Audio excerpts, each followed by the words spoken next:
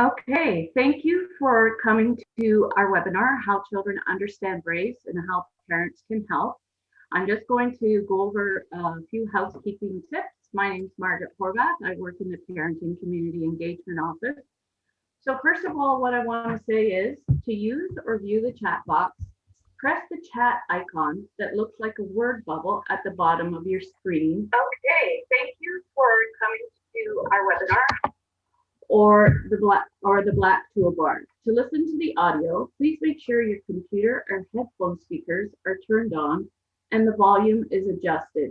You will be muted during the session and will not be able to share your screen.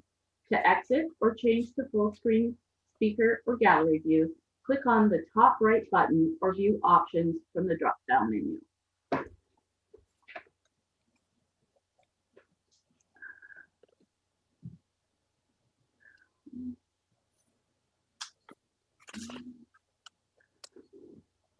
Over to you.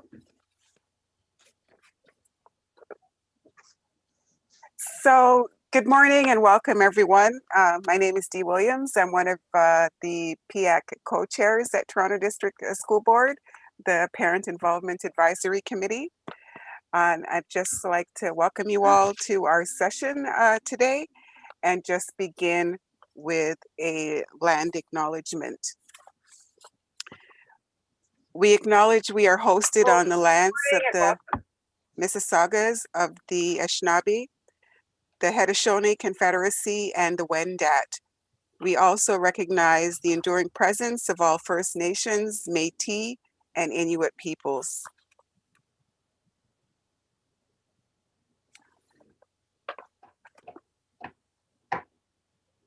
So we just want to bring to your attention some of our expectations with regard to the conversation. We also recognize the enduring presence of all First Nations, Métis. Thank you. The beauties of Zoom and the online world. So we just want to be sure that everyone feels welcome. We have a safe space here, and the conversation agreement that we all come to the space with is that we stay engaged.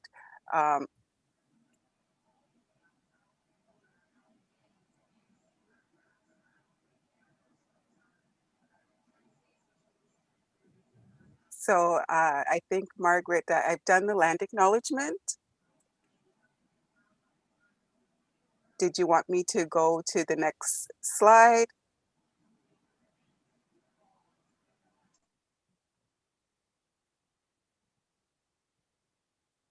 So we are in a safe space here where we are looking forward to an engaging conversation.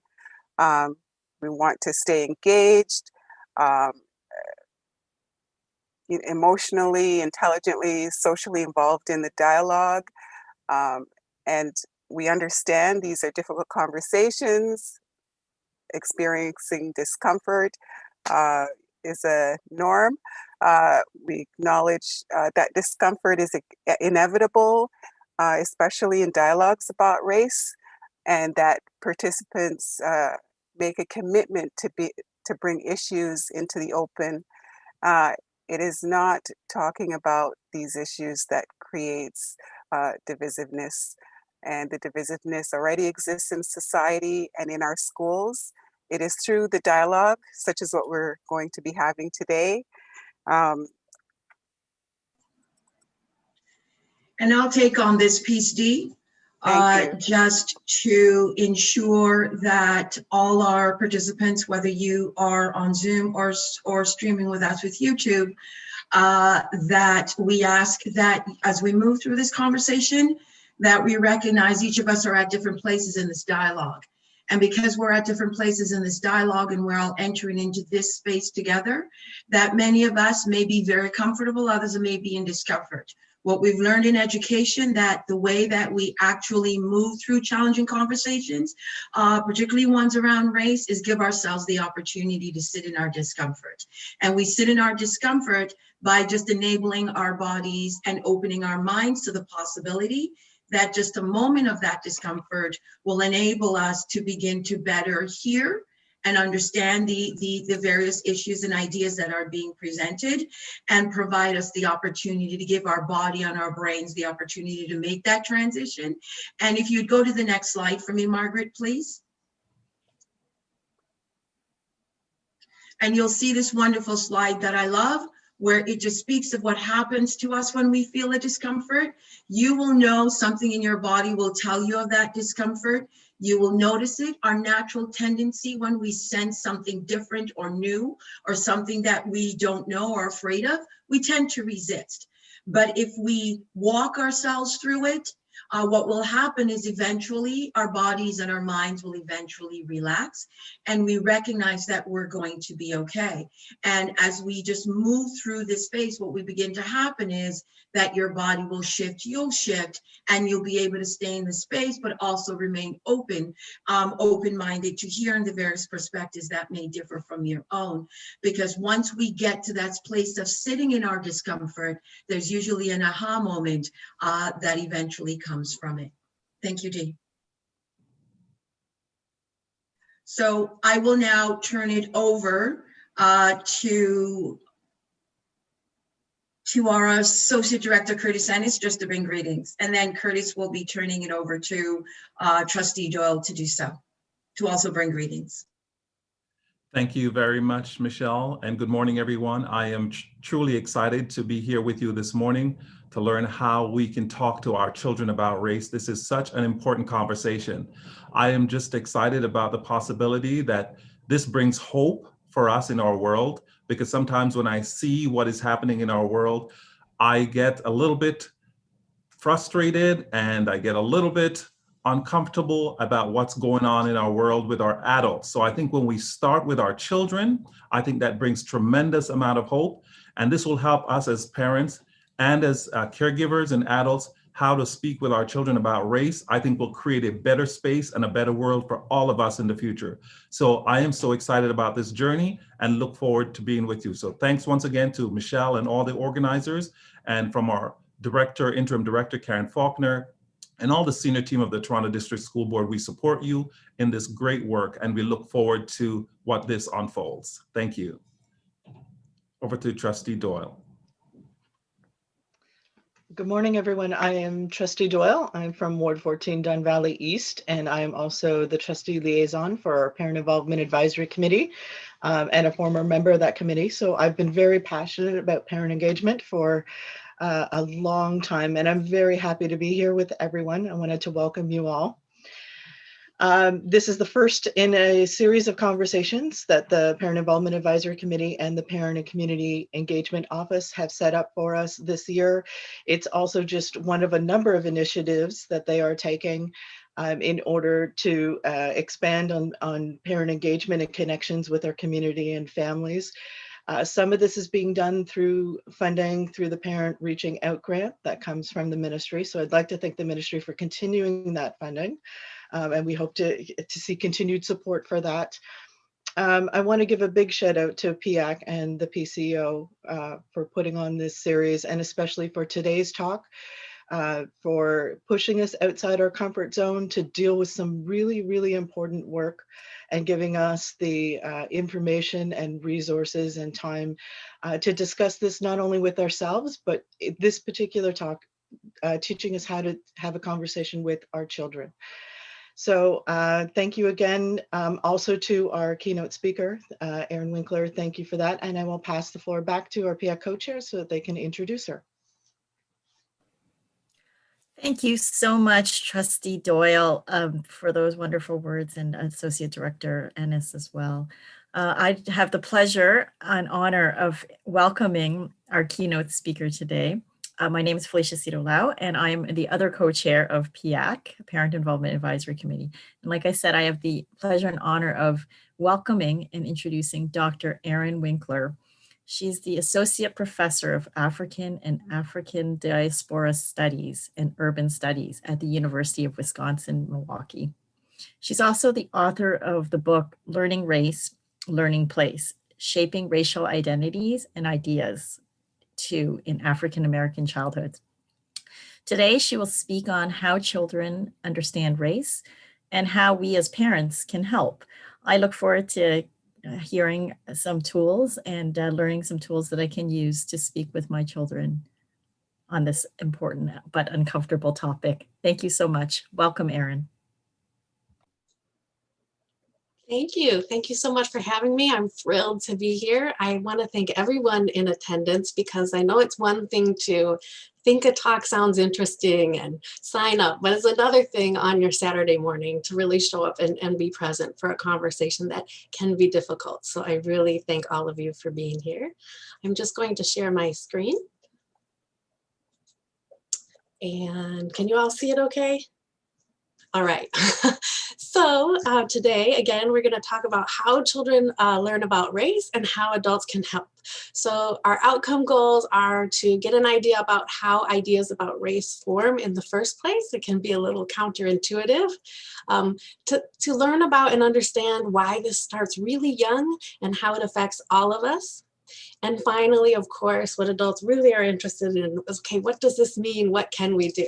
So I promise you, we will get to that, what we can do, but we need to start with a little bit of the science behind, what's going on with children's minds and development so that we can understand those tips and tools about how we should be engaging children around race. So I just want to mention, thank you for that beautiful introduction. Sometimes the first question I get is, aren't you a white woman? And how did you end up in African American and African diaspora studies?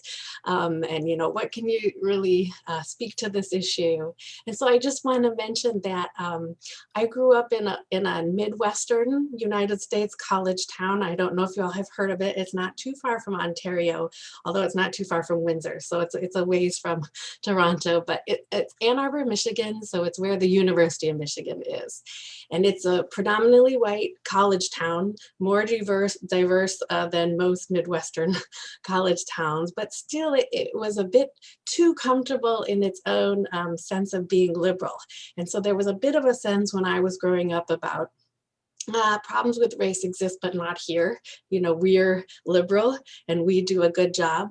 And it was very confusing to me as a child because I saw patterns in the world around me that showed that people were treated very differently based on race.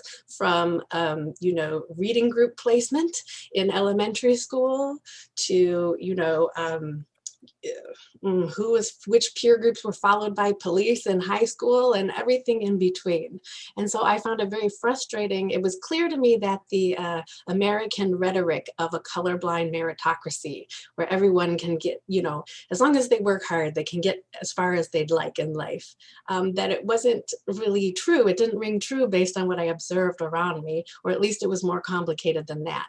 But I didn't feel that adults were really helping me understand those differences. And so when I got to college, I was interested in studying racial inequity. And I was told sociology was the place to do that. But when I began taking coursework, African American studies, which is what it was called at my first institution, was really the place that was doing that kind of work deeply. And that's how I ended up in that discipline. And that's how I ended up studying racial inequity. And as part of racial inequity, that study, I wanted to understand how ideas about race, many of which are racial stereotypes, develop in the first place. How do these come to be?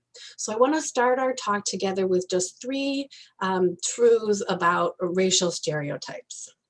The first is that not all stereotypes, racial stereotypes, are created equal. And what I mean by that is if I were to ask you right now, don't worry, I won't, but if I were to ask you right now to make a list of all the racial stereotypes of which you've heard, not that you believe, but that you've heard of, about all different racial groups, you would have no trouble making a list for white people, making a list for people of African descent, making a list for people of Asian descent, and so on. So what we would see about these lists, what they have in common is that, they're extensive. There's lists for all groups. And also that they're dehumanizing and inaccurate, but we would also see differences. And one of the differences we would see is that they're quite unequal in terms of their impact on people's life outcomes. So if the stereotype about me as a white person is that I'm have no rhythm and can't dance, or that I'm uptight and think I know it all, this is much less likely to negatively impact my life in terms of health, well-being, education, employment, income, housing, and so on and so forth, than if the stereotypes about my group are that we're immoral, we are unintelligent, we are prone to criminality, our legal status, as citizens is questionable, our language skills are limited, and all these other types of stereotypes that tend to be inaccurately placed upon people of color. And so the first thing we want to think about is, yes, stereotypes exist about all groups. Yes, stereotypes are inaccurate and dehumanizing and bad no matter the group, but that we do see inequities in terms of how they impact people's life outcomes. And we tend to see more negative stereotypes about people of African descent, people of Asian descent, Latinx people, and so on. And I want to point out that children see this as well. Children see this through media, through school curricula sometimes, through textbooks sometimes, who's making the important decisions in history in their school curricula, and so on. So this is the first truth around racial stereotypes. The second is that the concept of race itself gets falsely naturalized. And what I mean by this is that ideas about race and about what people are quote unquote like, their strengths, their weaknesses, their likes, their dislikes, really can get into the subconscious in a way that makes them seem like quote unquote common sense. But just like race itself is a really made up concept, ideas about race are also made up concepts. So these are not natural, these ideas, they're not just the way it is. They're made up, and they're made up to benefit those in power. And so we really have to sort of fight against this, what psychologists call implicit bias, that these ideas get sort of falsely naturalized into our subconscious. And as we'll see, this happens from a very young age. So just to exemplify this, I want to share a photo with you. I know this is an older photo, it's from 2005, but it illustrates beautifully part of this. And so this is from the day after Hurricane Katrina in New Orleans, Louisiana, in the United States. The levees have broken. And so these are newspaper photos and captions from the United States. And they show two sets of people in the exact same place, engaging in the exact same behavior for the exact same reasons, we can presume.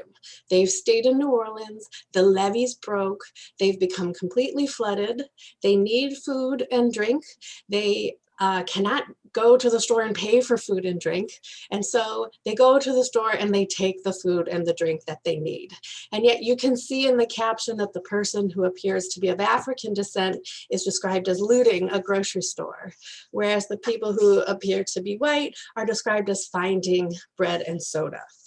So this is just one example of, it's hard to tell here whether it's the chicken and the egg, I think it might, or the egg, I think it might be both, of how these subconscious ideas in which Black and brown people are othered, criminalized, not given the benefit of the doubt, and white people are, given the benefit of the doubt.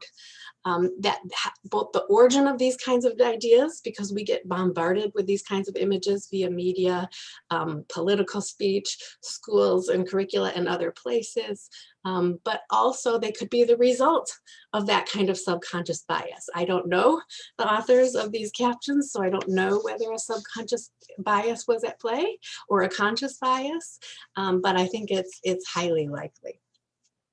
So not all stereotypes are created equal. Race and ideas about race get falsely naturalized into the subconscious. And finally, the third point and final point I want to make about racial stereotypes is that they're not true. Often my students try to push back with me that, oh, well, all stereotypes are based in truth. But in fact, what psychologists show us is they're not based in reality. They're based in perceivers' beliefs. Now, this is academic talk here.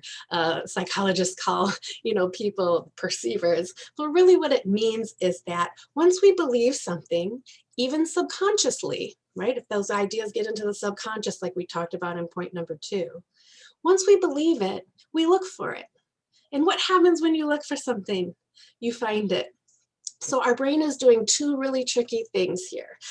First, it takes all of these messages that we're bombarded with from society, often subtle messages, and it incorporates them into our subconscious.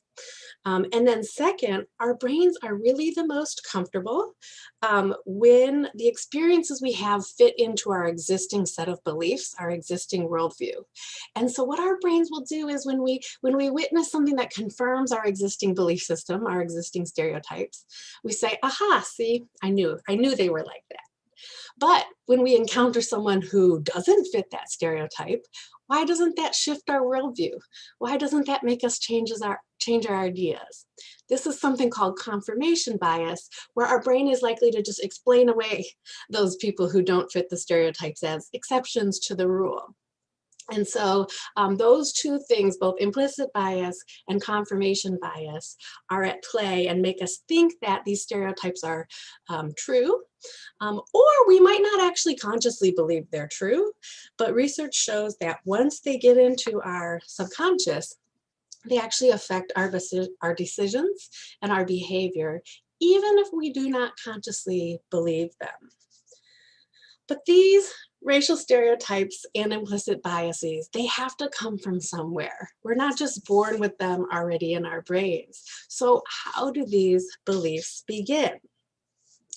How young do you think we have to go, researchers have to go to really understand when children first begin thinking about race?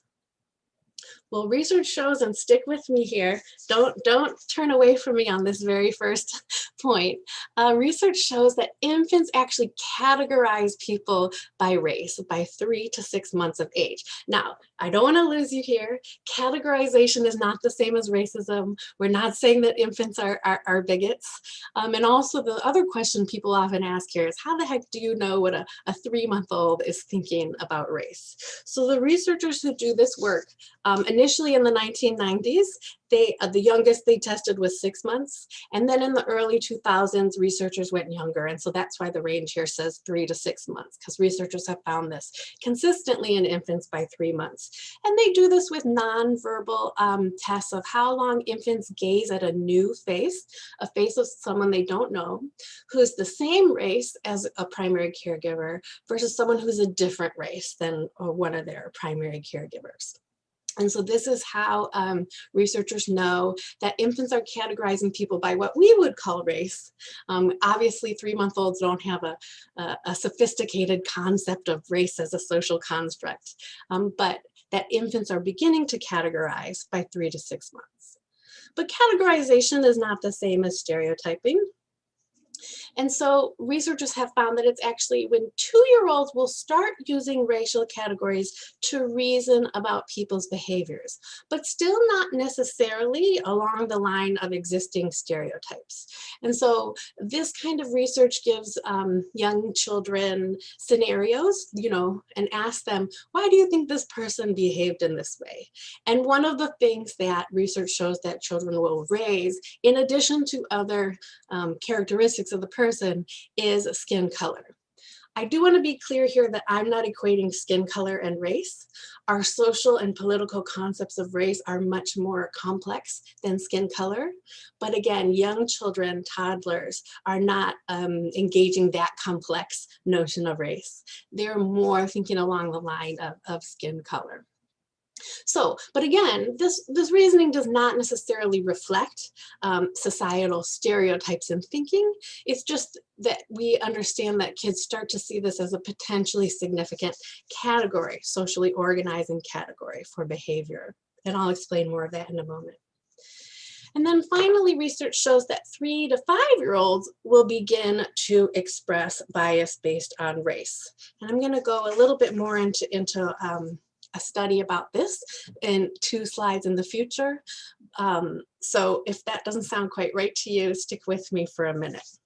Now, to be very clear, I'm not saying again that toddlers or preschoolers, young children are hateful, racist, bigots. Again, this is not about this kind of intentional or hateful bias. So what is it about? Well, we think it's about two different sets of things. The first is internal or cognitive development factors. So the very unique things that are going on with young children's brains. And then the second set of factors are societal factors, so external factors to the child. So let's talk about both. First, internal factors. For these younger children, their brains are still developing. And so one consequence of their immature cognitive structures is that they have trouble categorizing people by multiple dimensions at once.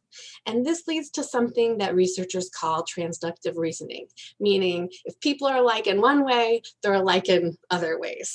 And so an example of this might be a child saying, I have light skin and I'm nice. Mommy has light skin and she's nice, so light skinned people are nice. Or even having light skin makes people nice. I have brown skin and I'm, smart, so brown skin makes people smart. So this is something that really is a function of what's going on with their cognitive structures and having trouble categorizing people using multiple dimensions at once.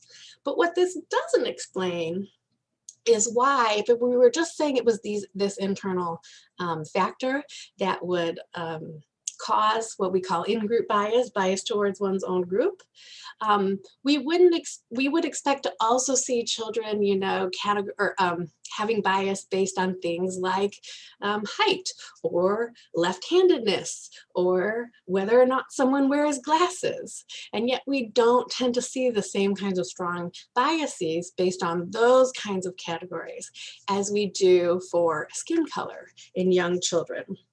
So why race? Why not height or glasses wearing or left-handedness? This is where those external factors, those societal factors, come into play. And what researchers have found is that society tells children that race is a social category of significance. And then children will attach meaning to this category on their own, even if adults do not tell them to do so. So what this means is that when the child observes the world around them, they're likely to see that people in their neighborhood, some wear glasses and some don't. Or their teachers at school, some wear glasses and some don't. Or the people in the doctor's office, some wear glasses and some don't. It doesn't seem to determine who lives where, who has what kinds of occupation, who is in positions of power, who's the most desirable in their fairy tale, films or books or so on. And so glasses wearing doesn't seem to be what we would call as adults a category of social significance. But they're seeing now skin color does seem to be something that seems to see how families are grouped, maybe neighborhoods are grouped, maybe jobs are grouped, maybe power is grouped in terms of what they're learning in school, what they're experiencing in their world, maybe how admiration is grouped based on what they're seeing in media, and so on. And so, kids are really curious. The world is their cognitive puzzle there, and I'm quoting some scholars, Patterson and Bigler there. The world is their cognitive puzzle. They want to know the rules. They want to know why things are happening. And so when they see these patterns in the world around them, if adults do not explain them to them, why those patterns exist, they tend to attach meaning on their own. And so those same scholars I just cited, Patterson and Bigler, argue that a seemingly innocuous statement like, "Good morning, boys and girls," left on its own, can lead children to make presumptions about, girls and boys, because they are learning, oh, gender is a category of social significance. So even if adults don't, and I'm going to use some examples from the researchers, even if adults don't say girls are smarters or only men can be president of the United States, those are examples from the researchers, that kids come up with those on their own because they're trying to understand this organizing category, this category of social significance. And so when they see these patterns, they often infer that their norms rules, that the patterns are earned, and sometimes that they've been caused by, inherent differences between people. And again, this is not saying that children are, intentionally, bigoted. This is more about their noticing the world and trying to figure out what is going on in the world. And partially it's about adult silence. They're observing the adult silence. Adults don't want to talk about this. And so they're trying to figure it out on their own. So I want to give you an example here of how this, what we call in-group bias or bias towards one's own group, that is sort of, I don't want to say natural, but the cognitive structures that transductive reasoning for young children can push them in that way, how that comes together with societal norms. And I want to show you a study. I want to talk about a study from scholars Katz and Kofkin. They followed a group of 200 children, roughly half of whom were African American and roughly half of whom were white in the United States. And they followed them from age 6 months to age 6.5. So it was a very significant longitudinal study. Just talking about their ideas here about race. At 2.5 years old, the children in both of the racial groups studied showed an in-group bias. And the way this was measured in the study was simply the children were shown photos of children they didn't know, and they were asked, who would you like to play with? And so at 2.5 years, most of the children, most of the white children and most of the African American children chose a same race face out of that group of photos.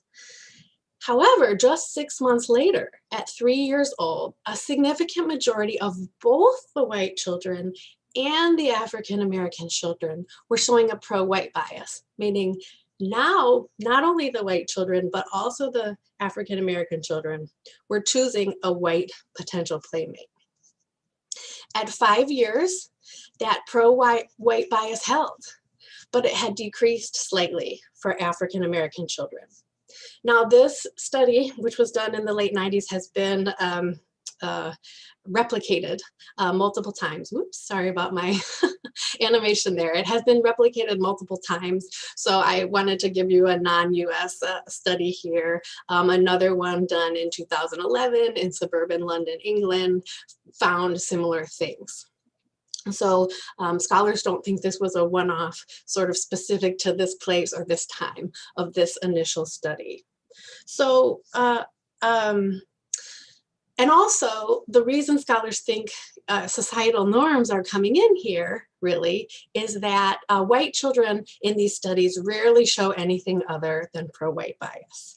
So what scholars think is happening here is that initially we're seeing that transductive reasoning in play. With the 2.5-year-olds, they're thinking, hey, I look like this and I'm a fun friend. So this person who has the same skin color will also be a fun friend. But what we think is happening at this 3-year-old, when we start seeing this pro-white bias, is that these messages from society are getting in. So society is priming us from bias, and it's getting in quite early. Children are seeing these patterns in their storybooks, in their cartoons, in their, the history they're being taught at school, in who has what kinds of jobs, in, things they see in neighborhoods and so on. And so society is priming us for this bias. It's getting in, and it's getting in subtle and not so subtle ways quite early. And then, what happens over time as we become adults is that bias reinforces inequity in society. Meaning, and I'll use an example here from the United States, if we are bombarded with notions and images from birth that suggest that Black men are prone to criminality, then when we see the racialized inequity of the United States of just mass incarceration, unparalleled in the world of people of African descent, that implicit bias can trick our brains into thinking it's justified, that racist inequity is justified. And so this works in a secular manner. But again, in terms of children, that bias is getting in quite early. And so that's why we see that switch from 2.5 to 3 between the in-group bias switching towards a pro-white bias. Now, I do want to mention that we talked about how it was decreasing in that study by age 5 for the African-American children.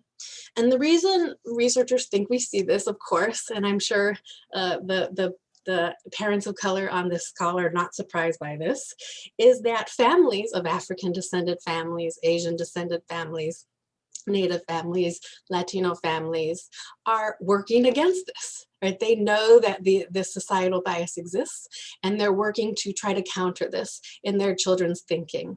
So this is an old quote. I wouldn't use the term ethnic minority today, but I wanted to quote these authors. This practice is something that psychologists call racial socialization, and the definition is broadly, strategies that parents use to rear competent and effective children in a society that's really stratified by race and, racist in many ways against themselves and their children. And so this is something, that families of color are forced to do in many ways in order for their children to survive and thrive. However, many studies, including the one cited here, find that parents don't actually begin this until their children are a bit older, often 9 to 12, at least talking to them about bias, racial bias. And so the reason for this is usually parents do not want to damage their children. Of course, they want them to maintain their innocence, let them be kids, not scare them or make them feel like victims. And research does show that African descended, Latinx, Asian American, and Native American families are more likely than white parents to talk about racial identity and culture with their very young children. So that happens very young, much before 9.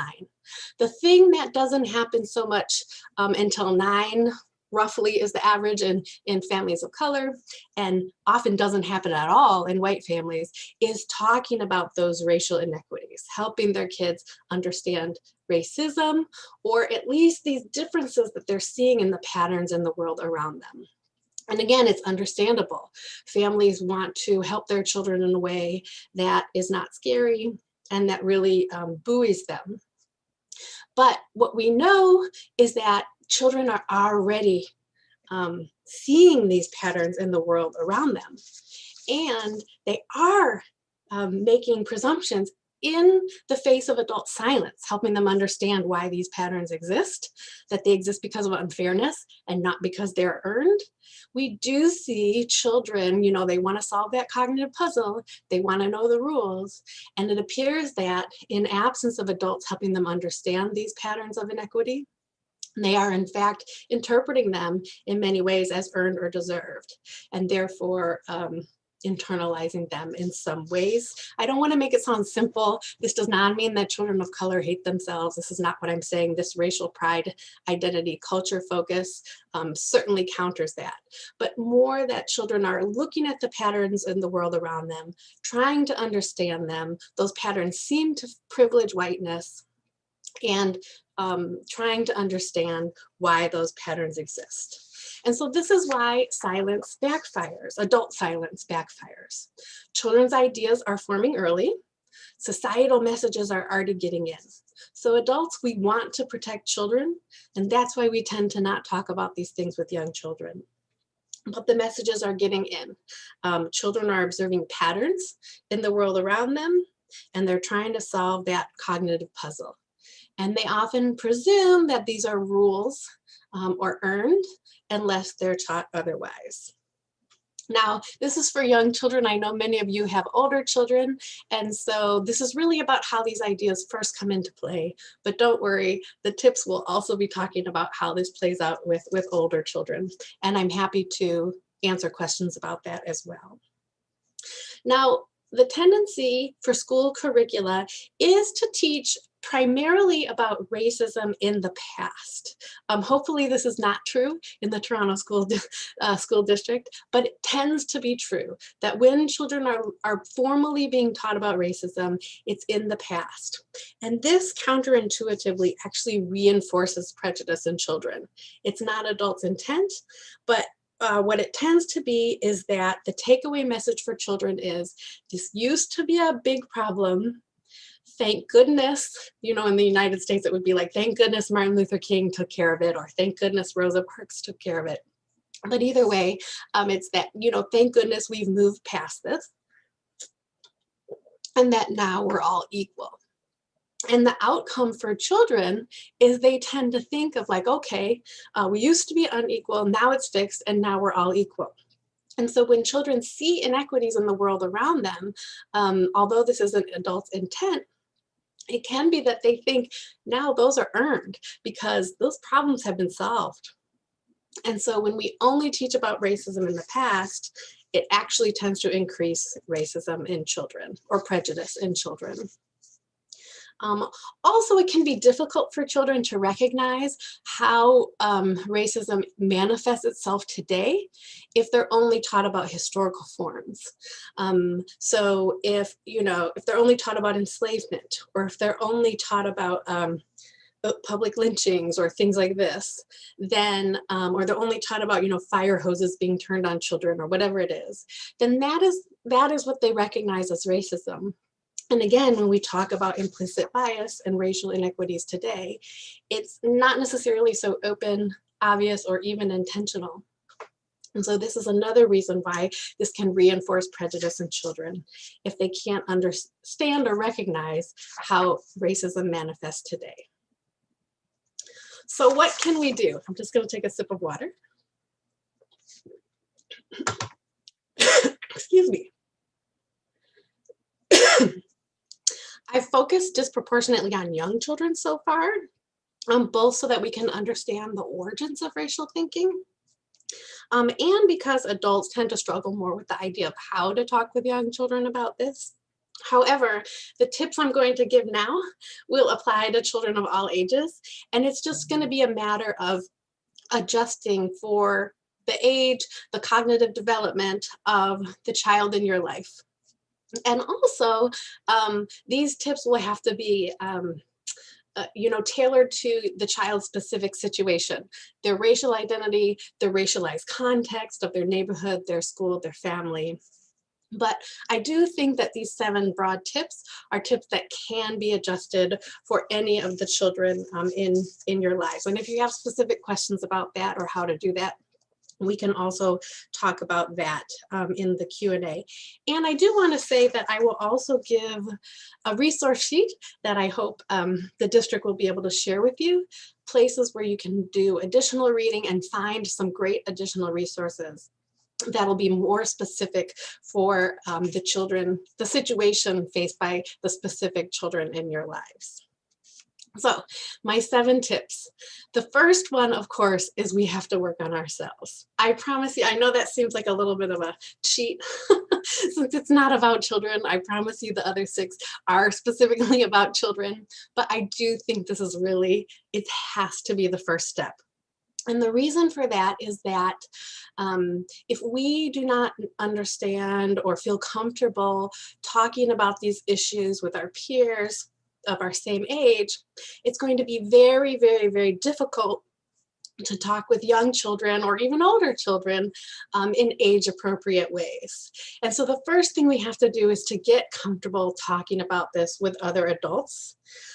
We also have to educate ourselves, which I know can feel like a big task, but it's something that we can do in small pieces if we commit to it over time. I'll just give you one example of a woman, a white woman asked me once, you know, she wanted to know, I think she had a 7-year-old son, roughly that age, and he had said, why are Black people poor? And she wanted to know how to respond to that. And you know, the first thing I wanted to do is make sure you problematize this notion that all people of African descent are poor. Of course, that's not true. But if what your child is noticing is in a 7-year-old way is the disproportionate, you know, racialized wealth gap in the United States, it's tremendous. How would you? I said to her, well, how would you explain it to me? And she didn't know. She didn't know, like, why did this wealth gap exist, or, you know, how to really talk about it. Why did poverty disproportionately affect Black and brown people in the United States? And so this wasn't her fault in the sense of our public school system was not teaching these kinds of things when she was growing up, or I would say enough now. But it is our responsibility to commit to at least doing some of this learning. So again, it can feel overwhelming just to try to know everything overnight, and you don't need to know everything. And I'll talk about that too, about what to do when we feel like we don't know an answer to a child's question.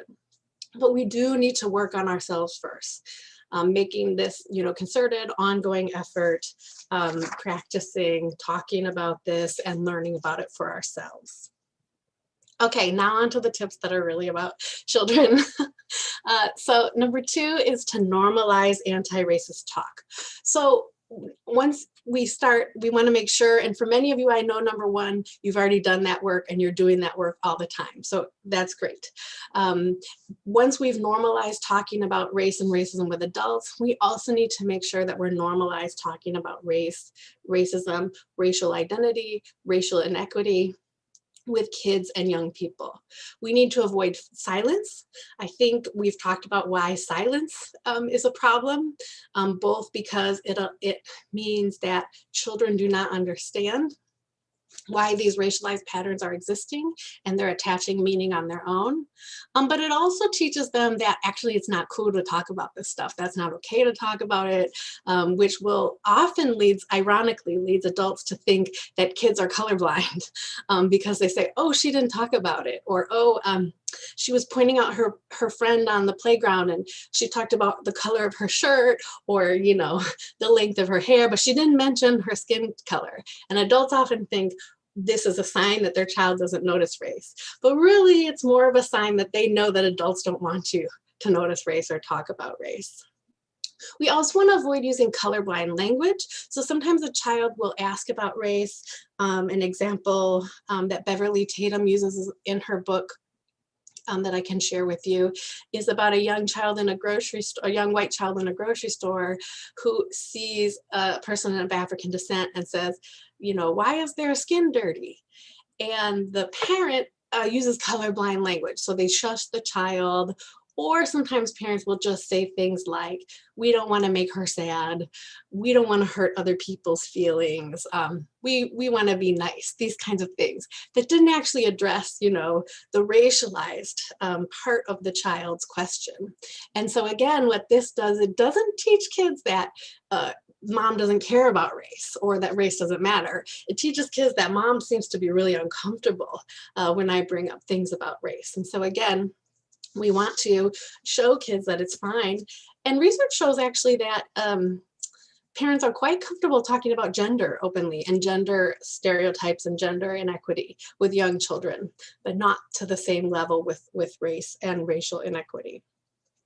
Also, we don't just, I know you gave an example of a child bringing it up and how we respond, but we don't want to just wait for the children to bring these issues up, because we want to show for them, you know, that these are important things to talk about, that we notice them, that we're concerned about them as well. So we want to bring these up and address them directly. And also, we want to use the concept of fairness to help. So if you have children in your life, you know that they are very, very attuned to what is fair and what is not fair, and they will let you know. And this is a great quality of children and young people, and it's something that we can use here. So one mistake that adults often make when kids do hear about incidents of racism, for example, adults tend to use language that can make it be about a sick individual, a bad person. And the message for kids can be that this is sort of an outlier issue that only has to do with sick people, as opposed to sort of a set of societal unfairnesses that we need to address. And so you want to help kids understand that these patterns are because of unfairness. Now I'll get to that in a minute, because I'll get to it. The next step is going to be very important, because we don't want to scare children. But it's important when they're seeing these patterns in the world around them that they know that they're not just one-off anomalies, and also that they're not earned or deserved. These patterns of inequity are not things that are natural or the way it's supposed to be or deserved. And so this is why we really want to use the concept of group fairness. So I want to read you a quote from Deborah Van Osdale and Joe Fagan. They wrote a book about racial understandings in preschool age children, and they give this advice.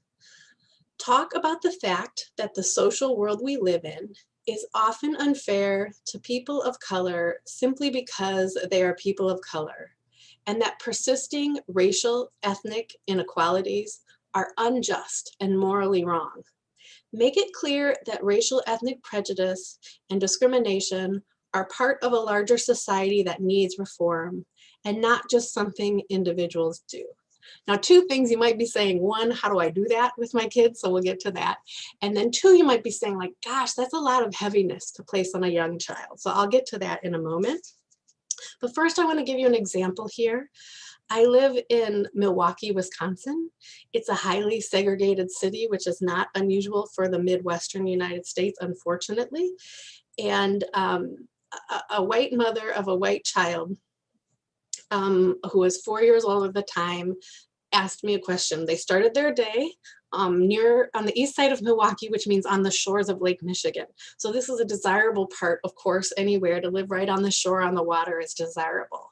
And so even though the city is like roughly 40% white, roughly 40% African American, roughly 14% Latino, and roughly 5% Asian and 1% Native American, right along the shore, it's overwhelmingly white. And so they started the day in this fancier, predominantly white neighborhood. There was a brand new shiny Whole Foods market at the time. They went in and got some food.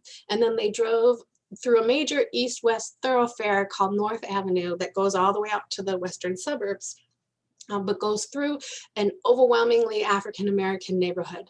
And her child asked during the drive something like, why don't brown people have Whole Foods, or why don't brown people have groceries? Something along these lines. So here's a great example where she could use the concept of fairness to help. Did he think it was fair that people with light skin should have more and better access to good and yummy and healthy food than people with brown skin? Of course, he did not think this was fair. So here's a way she could help him understand that this pattern isn't because people don't want or deserve food, and that it's tied to unfairness. But safety is very important. So this especially for Black and brown children, to be told, oh, the world is unfair against you, right, could be highly, highly damaging or traumatizing. And so what we want to do always is help kids understand. We do want to help them understand when they see those patterns, those are because of unfairness, because we know that kids are internalizing them when they don't get these explanations as earned or deserved. But we must always couple this talk about fairness with empowerment. And so empowerment tools so that they know, you know what, I'm glad that you noticed that's unfair, and other people know that's unfair too, and they're working to fight against it. So we want to actively seek out people in our community who, and hopefully we are already among them, but even if we're not, who's already working to change this unfairness. Now, if we're talking about young kids, I don't want to get too wonky with you about cognitive development, but young kids, they need concrete experiences. If your kids are 12, 13 or older, you could talk to them in more abstract ways about people who are doing things without them actually seeing and feeling and touching it. Although it's, concrete examples are great for older kids too. But with younger children, they need to see it, they need to feel it, they need to touch it.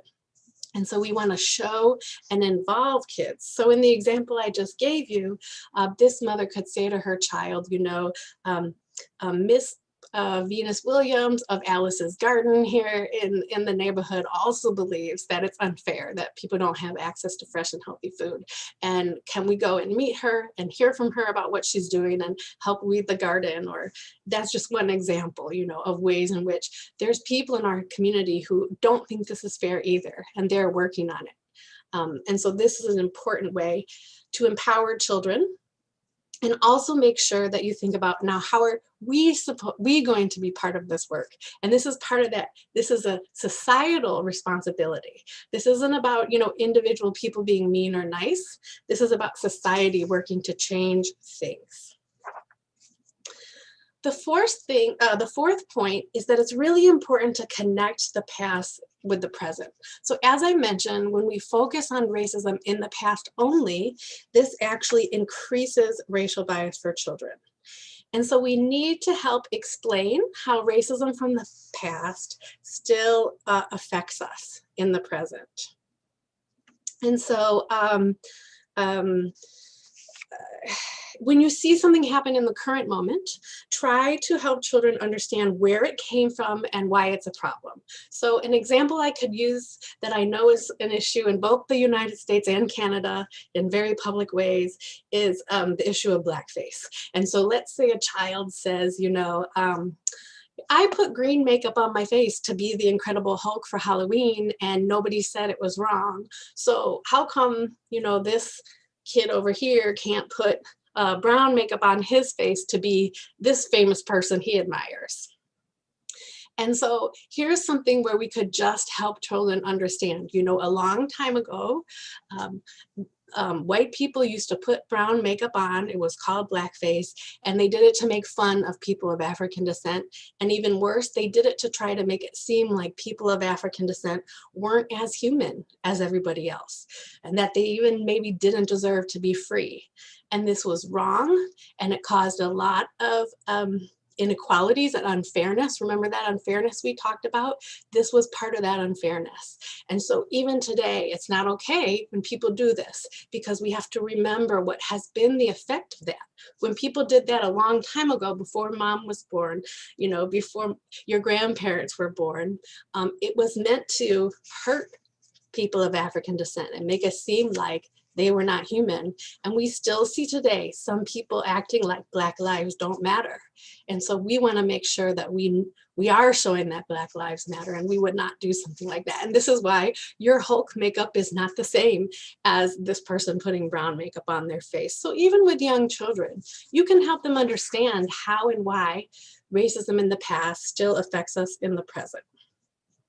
Also, again, like I mentioned, children need to be able to recognize problems in order to address them. Any of us need to be able to recognize and name problems in order to be able to address them.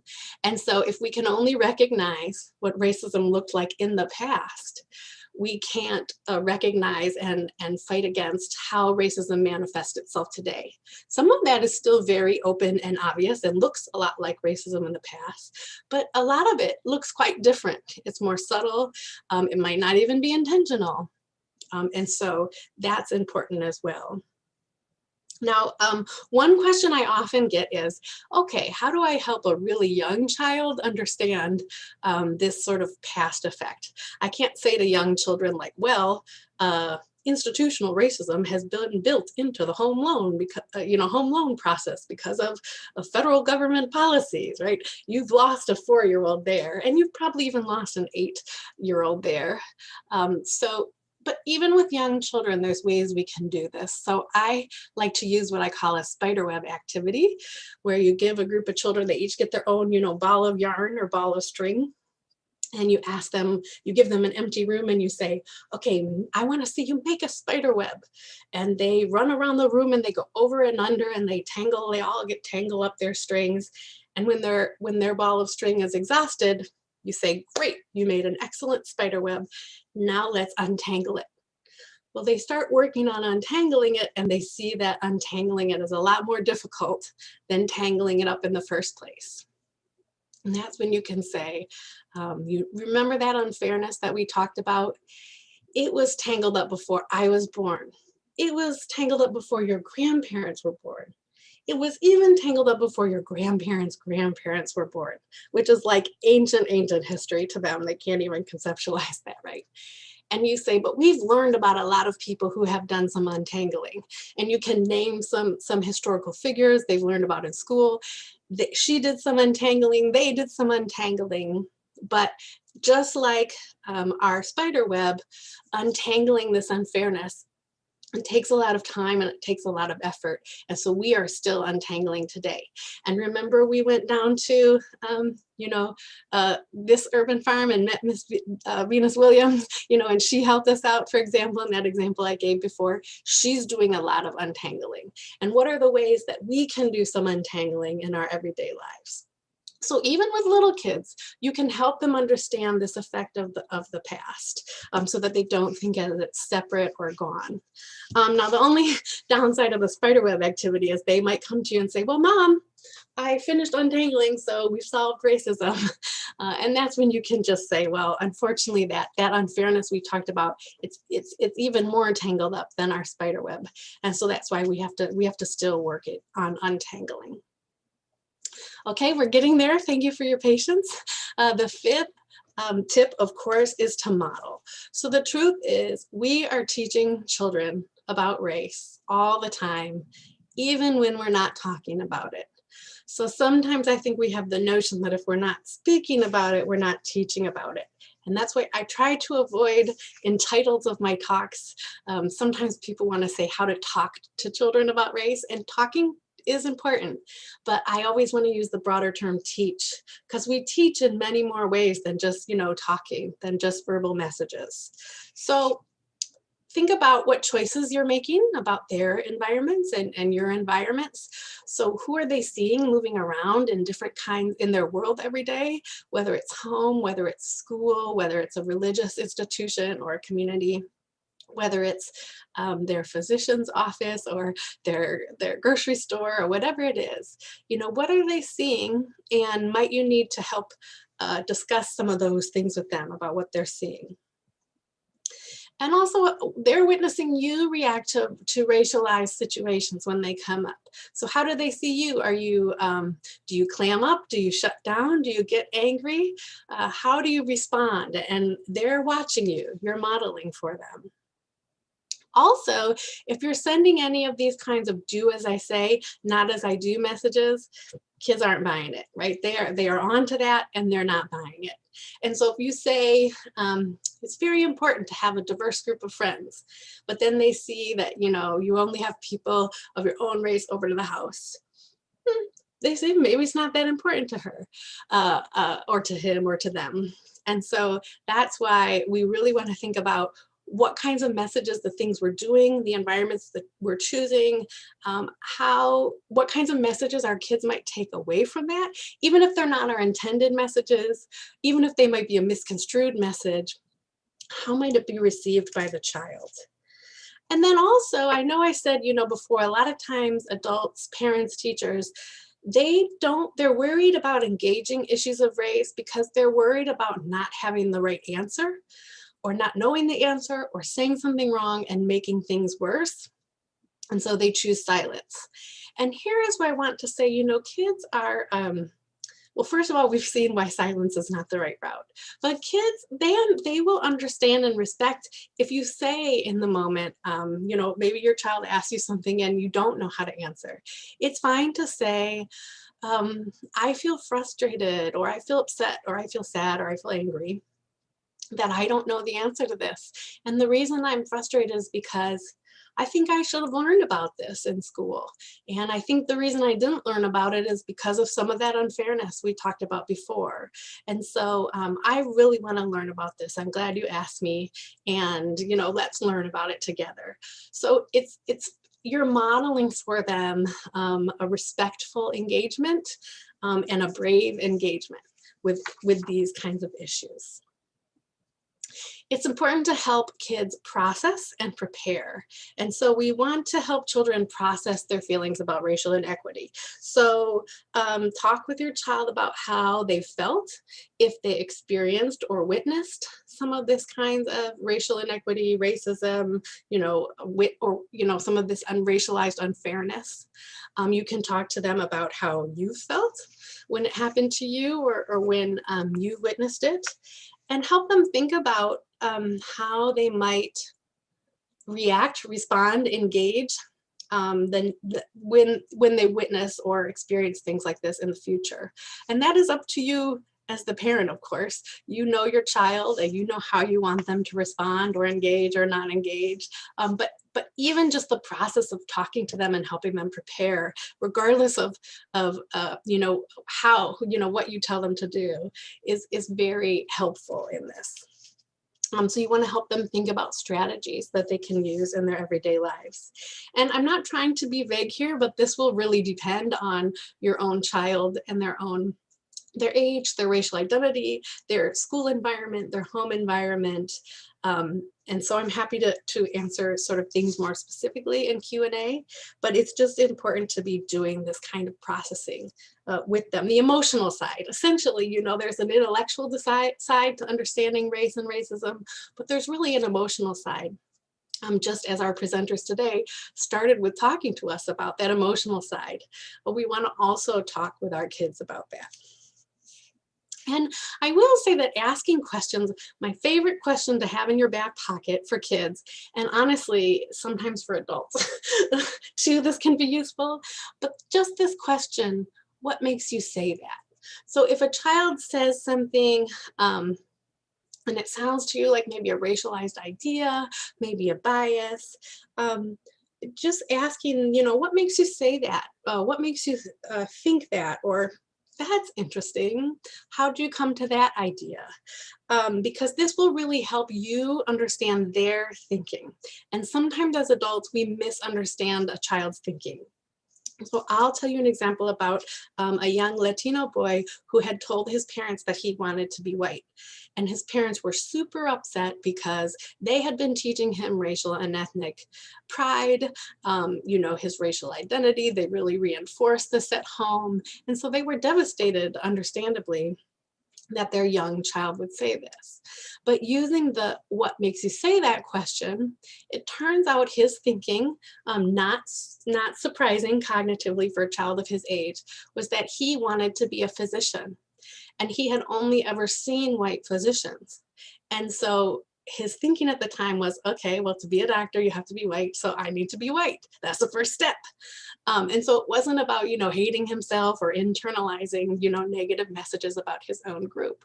So then once they understood his thought process, then they could address the issue, helping him expose him to people in the medical field that shared his same racial and ethnic heritage, and also maybe talking to him a little bit about some of that tangled up unfairness that might have made it so that he hadn't seen people of his same racial identity as much as he should have in the health field so far.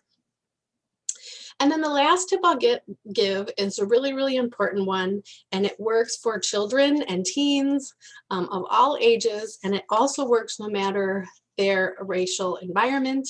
I know Toronto's a very racially diverse city, but and school district. Sometimes I engage with people who live in very racially isolated situations, and this can work in those situations too. So this is really to help kids recognize, pick out, and critique racialized messages in the world around them, whether that's in the media, whether that's in the curriculum, although I'm sure that's not the case in Toronto, but in some places it is, whether it's in political speech, whether it's in advertising, whether it's in laws or rules, regulations. Help them to pick out and critique things, patterns. So you want to help them first to recognize patterns. So what doesn't seem quite right here? Why are we seeing the patterns we're seeing? What are those patterns and why are we seeing them? So why am I seeing white characters in movies in all different settings and all different time periods doing all different things? But when I see Native Americans in movies, they're only in one, maybe two different time periods, in one, maybe two different settings, doing the same kinds of things all the time. Why am I seeing those patterns? What would be the reasons behind that? Do you think that's fair? Do you think that's true? Why is the news showing this white young man who's accused of a crime in his cap and gown, but they're showing this African descended young man who's accused of a crime in a mugshot? Why are we seeing this pattern? You know, what could be the reasons behind this? Do you think that's fair? Maybe sometimes I talked with a teenager recently about dress codes. Why is it that the dress code at their high school seems to just, or at their school seems to just mirror whatever in the United States is sort of Black urban fashion at the moment? So they were noticing this racialized, as well as gendered, actually, that girls' bodies seem to be being policed more in the dress code than boys' bodies. So why are we seeing this patterns? And then you can also tie this with that empowerment thing. So let's say the pattern that they're seeing is about the dress code. You know, how can they engage with, you know, the school administration around their concerns around these issues? Or maybe they're noticing patterns in the children's book section at the library. What, you know, can they do, can they make a list of suggestions and take it to the librarians, or do a book drive for their local library? Can they contact the local news about the racialized portrayals they think they see with the graduation photo versus the mugshot, and so on? So again, sort of helping bring in that empowerment piece. And this is important and doable, again, no matter the child's age, racial identity, or local context. So I know I've talked a long time. I'll stop there. Those are my 7 tips, and I'm looking forward to our discussion. So thank you. Hello, Dr. Winkler. Thank you so much. That was a very interesting talk. I picked up a lot of tips, and you know, I was madly jotting them down as in the background here.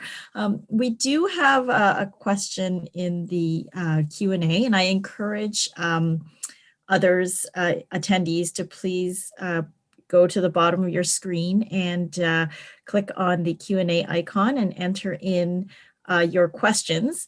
We have some time. So Dr. Winkler, one of the questions, if I may, one of the questions that came through the Q&A is if you can please speak to how these conversations are differentiated based on children who are racialized, and, you know, recognizing that there's racial trauma that Black, Indigenous, and people of color children experience. Mm-hmm. Yes. So I know first I want to speak about language, because I think I know we often use people of color in the United States. We do use racialized, but we also tend to say that white people are racialized as white, that whiteness is so I hope I'm not using confusing language when I have said racialized within the talk. But I'm understanding here that you're asking about people who are African descended, Asian descended, Latinx, and Native. Okay. So of course, again, one thing I want to do here is I don't mean it as a cop-out, but I want to give you an additional resource that I think does an excellent job about this, because of course, I definitely can give you advice, academic-based advice, but obviously based on my own experience, you know, I do not have the experience of parenting children of color. That's not obvious. I guess I shouldn't say that. I could have that experience, but I do not have that experience. And so I do want to tell you about one resource, and then we can talk a bit further. So if it's okay for me to share my screen. Oops, it looks like it's gonna go to Zoom, but what I'd like to, do you see a website right now that's called Embrace Race? Okay, yes, so I want to give a big shout out to Embrace Race. I don't know if you know about it, but I do think there can be an assumption at times, a false assumption, that parents of color already know how to do all of this, and that it's white parents who need to learn how to do this. Now, it's true that, like you're saying, racialized parents are forced to have these kinds of conversations in ways that white parents may never be forced to have them. But that doesn't mean that it's easy for, let's say, an African descended parent to talk to their children about, you know, police violence against African descended people, for example.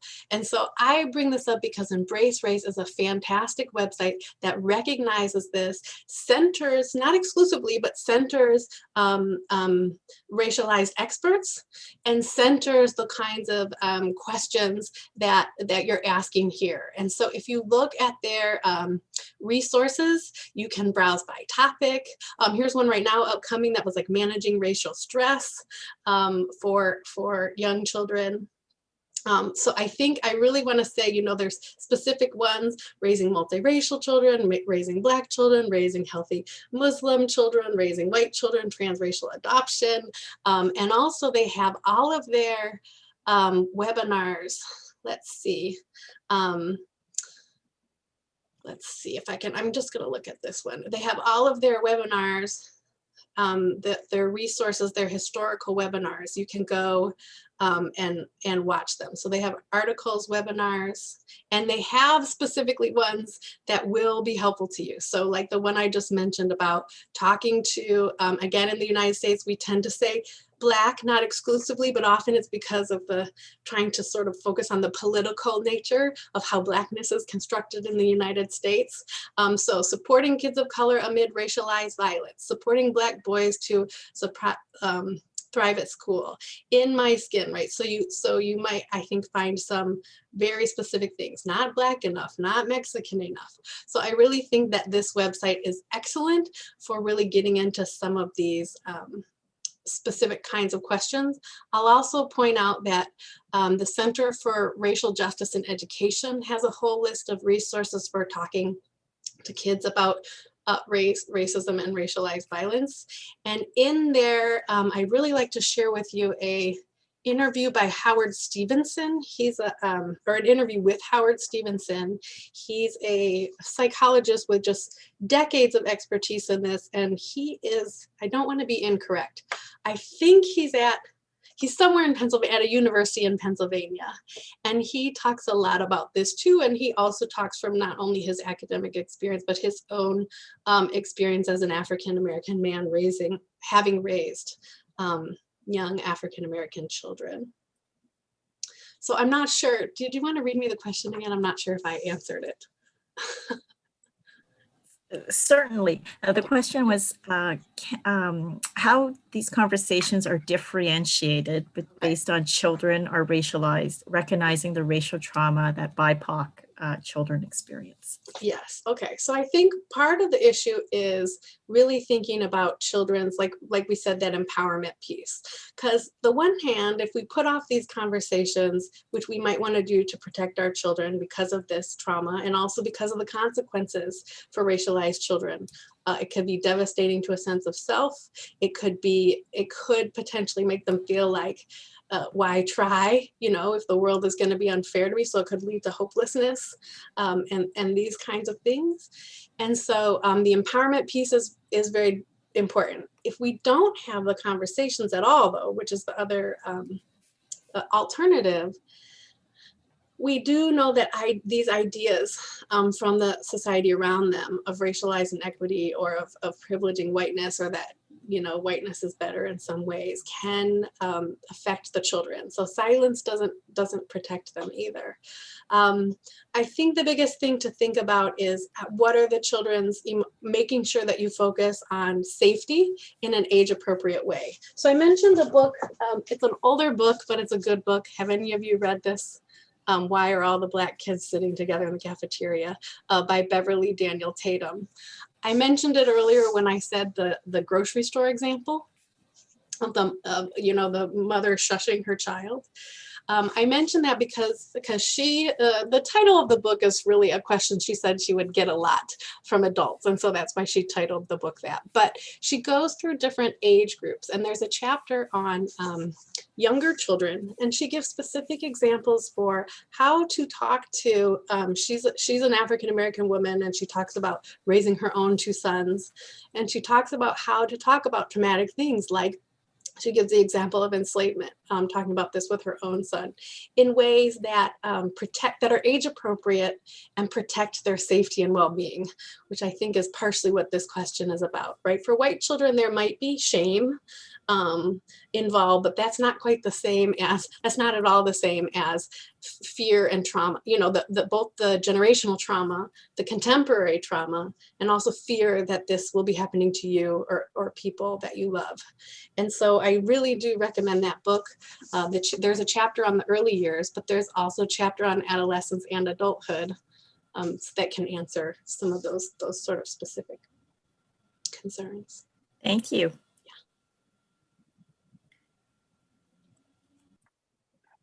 So thank you for that, Erin. So I really appreciate the analogy that you gave about the tangled spider web.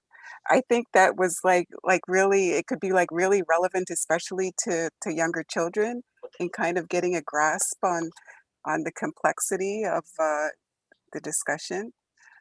Um, there's a question in the Q&A about how you would discuss with folks that encourage bias and racist views with their children. How do you approach those kinds of conversations? So adult to adult? Adult to adult. Okay. Yeah, adults who are like encouraging that bias and those racist views in their children. So remember when I said I sometimes use that "what makes you say that" question with adults too?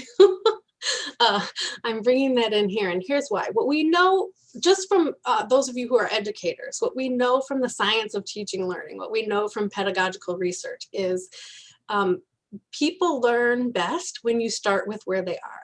Now that can be difficult when you meet them where they are, right? That can be difficult when we're talking about racism because it can feel like a compromise. But the truth is, and everyone has to decide this for themselves and where their boundaries are and all this kind of thing. But the truth is generally when you come in and people tell people that they're racist jerks, it doesn't actually change their minds, okay? And again, I'm not trying to put the emotional labor of changing people's minds on anyone, especially not on people of color. I think it's especially white people's work to do this, especially with other white peers. But the question was about bias, and all different kinds of groups can have, hold various kinds of biases. So this could apply to any group. And what we know from the science of teaching and learning is people meet best when people learn best. You tend to move the needle when you start with their current understandings, where they are now, and then go from there. And so that's why I think that's why I found this "what makes you say that" question to be very useful. If someone says something biased and you know that they're also encouraging that in their children, and you come in and tell them you shouldn't do that, people tend to shut down. Even psychological research shows if you give people facts to show them they're incorrect, this still doesn't change their minds. But if you ask them to explain their own thinking, now that can actually move the needle. So when you hear someone say something biased, it doesn't mean you have to act like you agree. You could definitely show that you don't agree, but you could say, what makes you say that? What brought you to that kind of thinking? And then, first of all, it's moved the burden from you to prove that they're wrong to them to prove that they're right, or to try to show you what their thinking is. And often what happens is then when people start to explain their ideas, you can just begin to poke holes.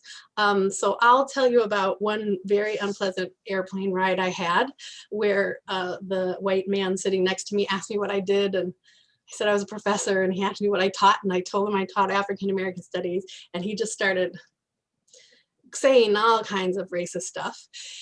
And one thing he said was something about African American people cheating on food stamps, on food assistance in Wisconsin, the state I live in. And so I said, what makes you say that? How did you come to that thinking?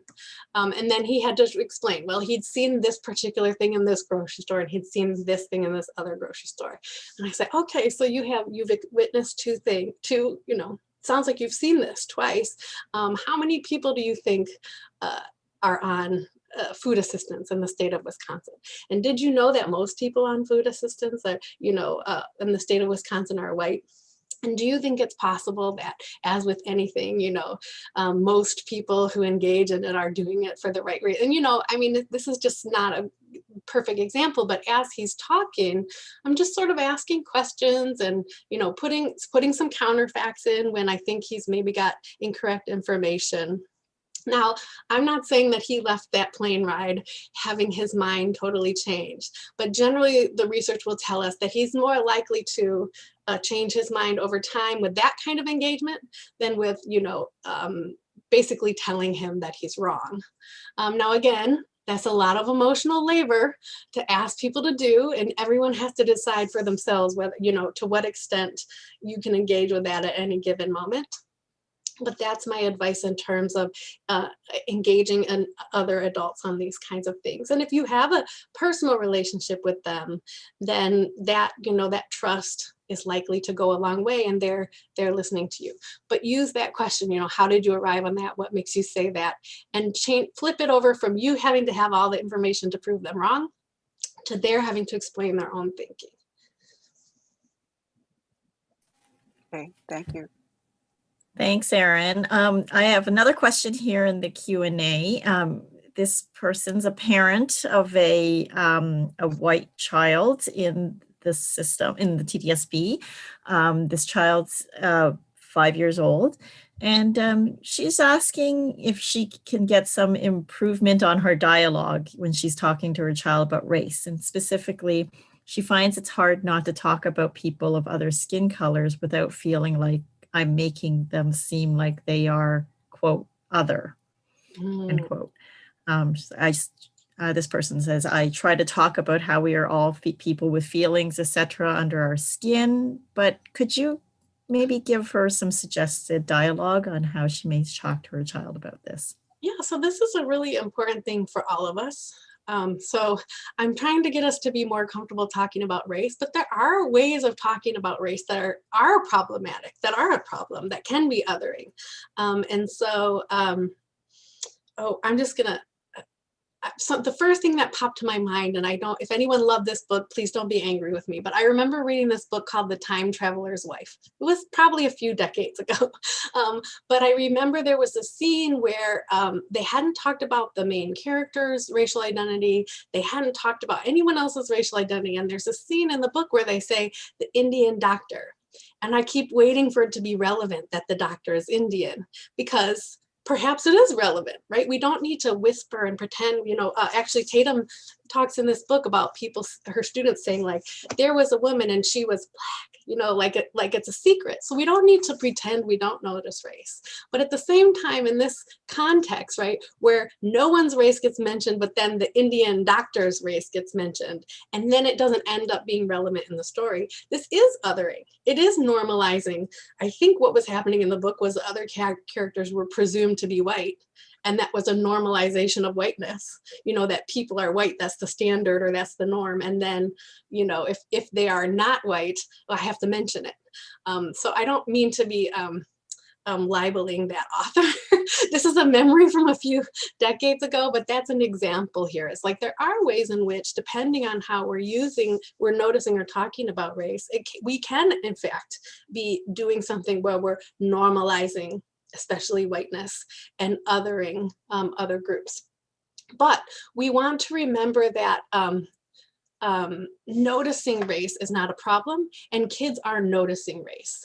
And so I would like to actually show you I'm going to show you a slide. This is what I call my racism equation slide that students sometimes find useful. So I'd like to share it if you don't mind. But kids just noticing race is what we would call categorization. And that in and of itself, that in and of itself is not a problem. So noticing race, okay, sorry, I'm gonna try again. Here we go. Okay, I think this should work. Noticing race in and of itself isn't a problem. And we shouldn't be surprised that kids are. We're teaching young children to categorize colors and animals and shapes, right? We are teaching them to match, and we're teaching them all these things. So we shouldn't be surprised that they're noticing race. It becomes stereotyping, however, when we add to that cultural baggage. And what I mean by that is assumption about what those people are like. And then psychologists say when we add in-group bias, so not only assumption about what people are like, but what my group is like is better than what your group is like, that's when it becomes prejudice. And when we add to that group social power, in other words, which group has the power for their subconscious prejudice to become the way society is set up, to be built into curriculum and law and so on and so forth, that's when it really becomes this more structural racism. And so we really want to think about this equation when we're talking to kids. If we are talking about, noticing differences, valuing differences, that kind of thing, and contributions of various groups, as long as we're not getting into this adding assumptions, the cultural baggage, or making it seem like some group is better than other group, then it's not a problem to be talking about or engaging in these conversations about race. And I will say there's another website called, I think you'll still find it Race helpful, but there's one called Raising Race Conscious Children, that really they do some kinds of webinars and videos where parents practice doing these things, like practice having these kinds of conversations that I think could be very helpful. Okay, great. Thank you for that response, Erin. So the next two questions kind of maybe could be answered together. And it could be a tag team, Erin and Curtis, because they're asking about TDSB.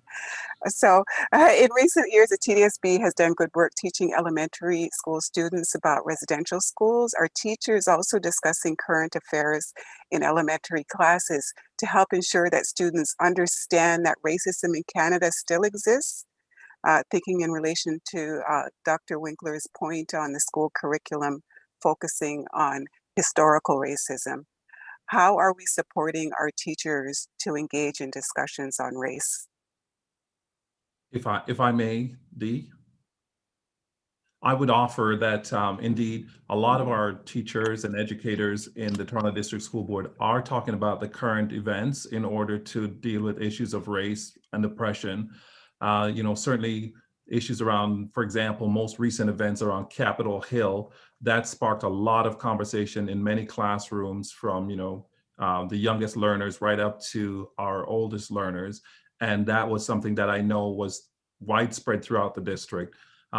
Issues around anti-Semitism that flares, around homophobia, Islamophobia, any current event that happens on a massive scale that is drawn to the attention of most people, I would say becomes a part of the discourse in most classrooms. And that is encouraged. And so I am encouraged by that, to know that that is happening in our classrooms. Indeed, it's not just from a historical perspective, but certainly from a current perspective as well. Thank you for that, Curtis. And I think the next question segues nicely into that. Can you provide any examples of schools with student bodies of predominantly white or Asian populations who do important work with respect to consciousness raising regarding racial equity, social justice? I wouldn't want to name any particular school on this panel right now, but I do know that a lot of schools are doing work, and schools that are described by the questioner who may have predominantly white or a predominance of other groups in the school that may not be representative of, let's say, Black students, Indigenous students, Asian students. Those schools are encouraged, and I know are continuing the work, because we recognize that it's not just about the population of your school, that it's about our world, and it's about what happens to us globally as citizens. And so that is the level of consciousness that I know that a lot of our leaders have, and that is permeated throughout many of our schools. And can I add that I'll just say that research shows that having that administrative institutional support is key. Teachers, like other adults, are scared in some ways, about talking about some of these things, and knowing that they have that institutional support means everything in terms of their being willing to engage in these kinds of things. Thank you. I think this will be our last question because we're out of time, but we're going to squeeze it in. From YouTube, we have a question. How should a teacher address a situation when a kindergarten child says that they are not allowed to play with a darker skinned child or children because their parents told them not to? Okay, so this is I'll see if I can This is a very tangled up issue, talking about tangled up. So there's multiple parties to be concerned about here. So in what context is the child saying this? Are they saying it in front of the darker skinned child? So that's something too we need to think about, like who's involved in the conversation. That would not necessarily shape, but it's something that the teacher needs to keep in mind. So for example, I do think it's important to use this "what makes you say that" question, but it may not be appropriate to ask that in front of the darker skinned child, depending on what if something hateful or hurtful is going to come out of the child who said this mouth. We don't want to, again, speaking about trauma for racialized children, we don't want to further traumatize the child. Right. One thing that's very important is that I don't know if this child was specifically white, but we know that no child's learning should happen at the expense of another child. So let's say a white child asked this. Their learning that this is wrong should not be at the expense or the trauma of the Black child, Asian child, or, you know, darker skinned child in the scenario. So it's always important that we're first making sure that we're not traumatizing other children further in the learning experience of this child who's asked this question. At the same time, it's important for the teacher to model the adult response that this is not acceptable, and it's not acceptable because it's racialized. So we don't want to go into the colorblind language that we just, it's true that we want to be nice to other people. It's true that we don't want to hurt other people's feelings, and it's okay to say all of those things, but not at the expense of ignoring the racialized nature of the attack or of the exclusion.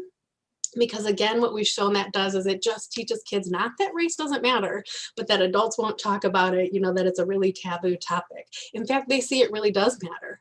And that's part of the reason why they're engaging with it in their I don't want to say power negotiations, but in many ways, that's what's happening in playgrounds and in classrooms. So it is important for the teacher to talk about, again, take this back to a conversation. Hopefully, let's zoom back that the teacher is going to create an environment in their classroom where they're already having these kinds of conversations about social justice and unfairness and working against this kind of unfairness. And so in that situation, they can say, you know, that you know, this is that kind of unfairness we've been talking about, and it's not acceptable. But it's important to ask the child, what makes you say that? And I'm just saying this because there are examples of things where people will say things like, where white kids have said things like, Black men are scary. And then the what makes you say that conversation gets into, like, they're talking about a ninja character that's dressed in black in a cartoon, which still kids can elide those kinds of symbolic notions of, you know, Black is scary with actual people and skin color. And so I don't want to dismiss the ninja thing as nothing, but it might be a little bit different than what the adult in the situation, whether it's the teacher or the parent, was expecting. And then this is where the institutional support comes into play, because the teacher has to be really clear. You know, teachers don't want to go against what parents say, but if it really is true that a parent, once they engage the parent on this, you know, does have these kinds of racist notions that their child is not allowed to play with dark-skinned people, then if the teacher has that institutional support to say, look at our mission statement for our school. Anti-racism is explicit in our mission statement for our district, and therefore these values are not aligned with our district. And so I'm fully empowered to tell the child, we don't, you know, that's not acceptable here. So I do think that institutional support for the teacher to be engaging in that kind of discussion. I hope that was helpful. It's a very complex issue. It certainly is, and it was uncomfortable, but it's good to be growing in our discomfort. Thank you. I'd like to invite Michelle Monroe back. Michelle, you're on mute. Yes, thank you. Thank you, Felicia. Dr. Winkler, we extend our thanks and our appreciation for you joining us in TDSB today.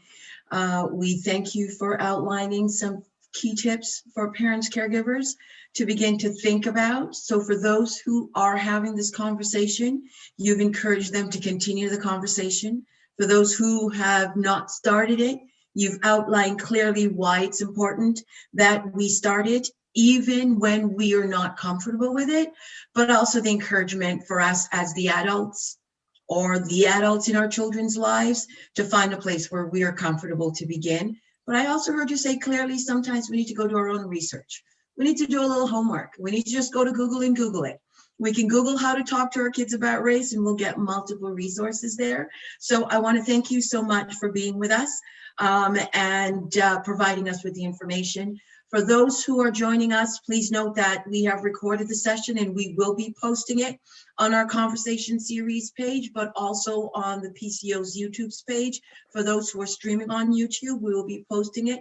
Please give us a couple days to clean it up and do all the things we need to do to upload it.